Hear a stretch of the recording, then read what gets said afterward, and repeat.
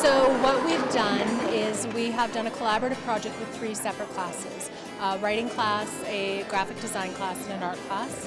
The art class made whistles, the graphic design class created illustrations, and the writing class wrote stories about monsters that grade 2 students created.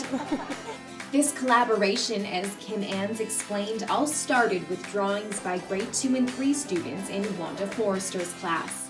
The 2 teachers did this last year in the form of a sewing project, but wanted to try something a little different this time around.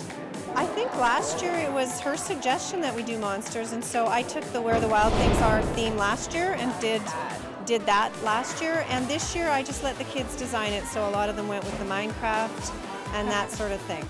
The concept has been several months in the making. We have been working on this. We started creating the idea around Christmas time and getting it organized. My classes started making the whistles after spring break.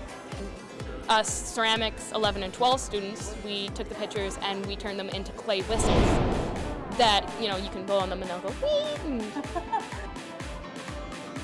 And it was over a lunch break that Kim had the idea to make these ceramic monsters into a personalized story for each child as well. So we contacted Nathan and he said absolutely, he was in on that. And then I'm like, well, if we're writing stories, we better make a book. And Jennifer just happens to teach graphic design.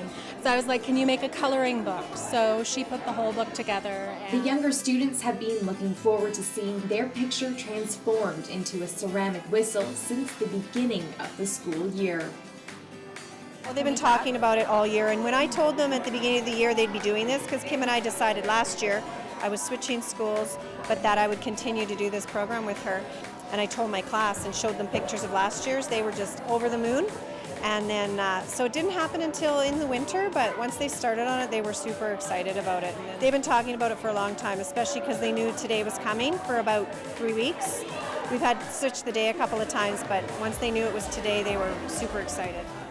Wanda and Kim are hoping this excitement carries on into future projects, and they hope to make this happen in all the years to come.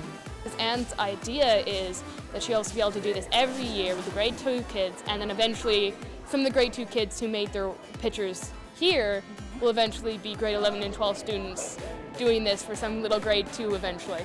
I think it's wonderful because the little people realize what they could be doing when they get older, and I think for the older kids it makes them feel special that they're able to help out the little ones. I think that it doesn't really touch base with the teenagers until they get here.